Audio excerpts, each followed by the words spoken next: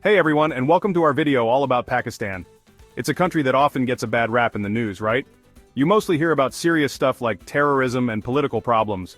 But there's a whole other side to Pakistan that doesn't make headlines. We're going to uncover some really interesting and surprising facts about Pakistan, things about its culture and history that might make you rethink everything you thought you knew. Get ready, because we're about to take you on a wild ride. Okay, let's talk about something pretty unusual. Have you ever heard of a tradition where girls are raised as boys? It might sound like something out of a novel, but it's a real practice in some parts of the world. In some parts of Pakistan, there's this tradition called Bacha Posh, where families without sons raise a daughter as a boy. This practice is deeply rooted in cultural and social norms that place a high value on having male children. Now, it's not some strange experiment. It's because in Pakistan, sons are really important for status, inheritance, and even protection. Sons are often seen as the bearers of the family name and the ones who will take care of their parents in old age. This cultural importance of sons can put immense pressure on families, especially those without male children. So, if a family doesn't have a son, they might raise a daughter like one. This isn't just a temporary disguise, it's a way of life that can last for many years. The daughter, now living as a son, takes on all the roles and responsibilities that a boy would typically have in the family. She'll dress like a boy, have a boy's haircut, and even be given a boy's name. This transformation is often so complete that outsiders may never know the child's true gender. The girl, now a son, is expected to behave and interact with the world as a boy would, and it's not just about looks. These sons get the same freedoms as boys, like going to school and moving around freely. In many parts of Pakistan, girls face significant restrictions on their mobility and education. By being raised as boys, these girls can access opportunities that would otherwise be denied to them. It's a really interesting example of how culture can change our ideas about what it means to be a boy or a girl. Gender roles are not just biological, they are also shaped by the society we live in. The Bacha Posh tradition challenges our understanding of gender and highlights the fluidity of these roles. It can be confusing for the child, and some people think it gives girls opportunities they wouldn't normally have, while others say it's not fair to girls. The psychological impact on these children can be profound. They may struggle with their identity and face challenges when they eventually have to revert to their female roles, often during puberty. It's more common in the countryside and it's not something you see every day. In rural areas, the social pressures to have a son can be even more intense, making the practice of Bacha Posh more prevalent.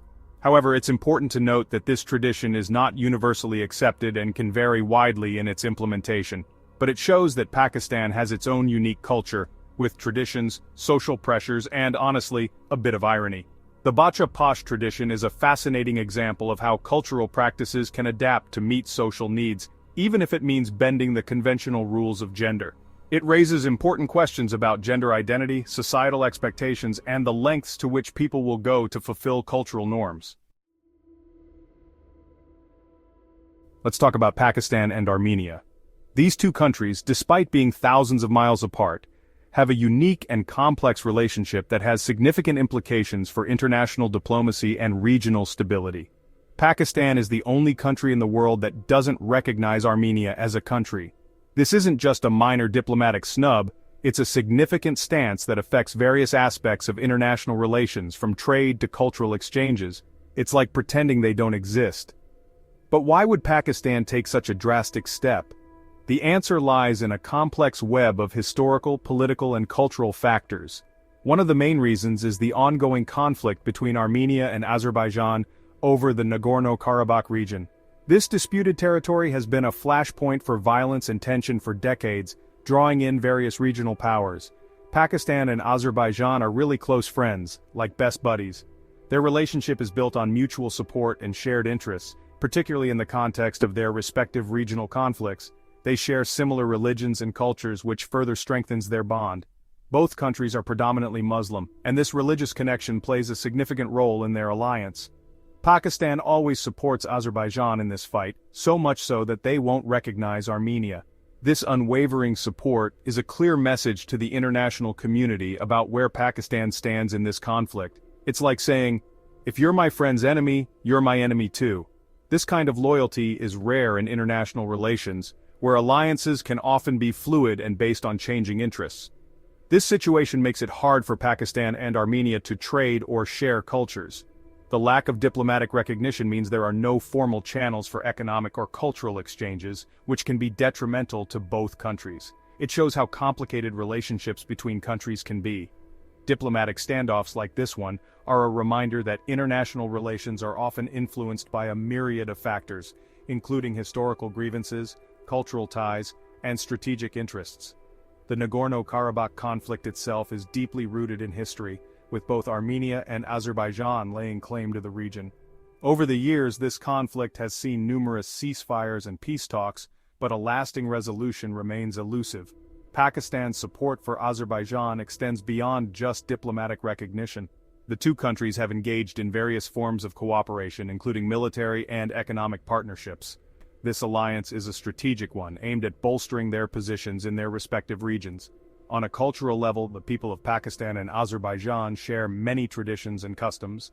Festivals, religious ceremonies, and other cultural events often highlight the similarities between the two nations, fostering a sense of unity and shared identity.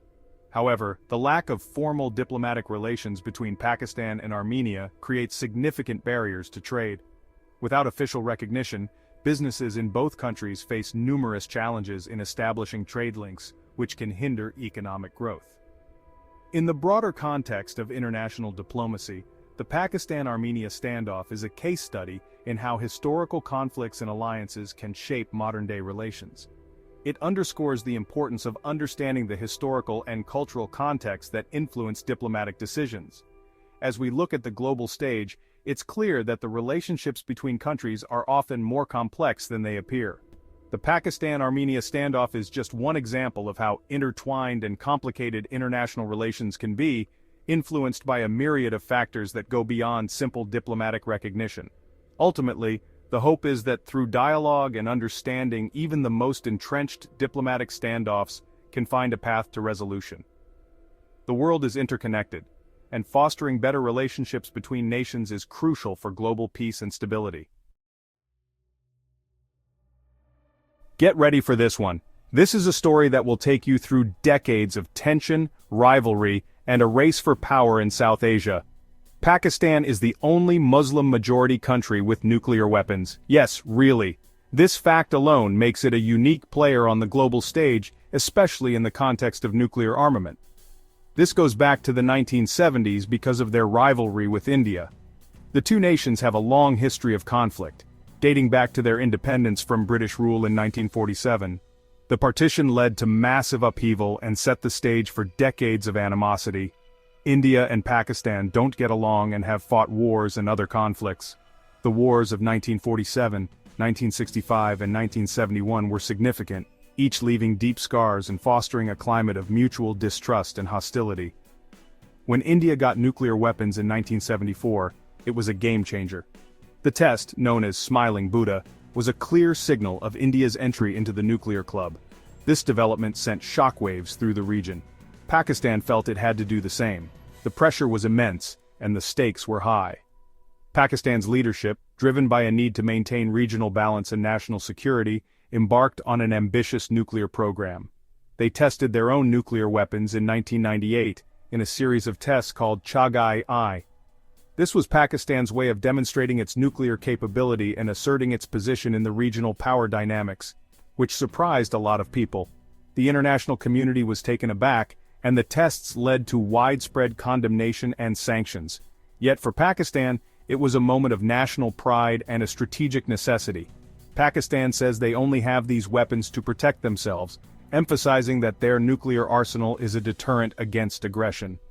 The country's leaders often highlight the defensive nature of their nuclear policy, but many people think it makes the area less safe. Critics argue that the presence of nuclear weapons in South Asia increases the risk of a catastrophic conflict. The region remains one of the world's most volatile, with ongoing tensions and the ever-present threat of escalation. Thanks for watching. If you liked these facts about Pakistan, hit that like button, share this video, and subscribe for more. We've just scratched the surface of this interesting country. From its unique culture to its complicated relationships with other countries, Pakistan is full of surprises. We'll be back with more videos about countries around the world. exploring the unexpected and interesting things about them. See you next time.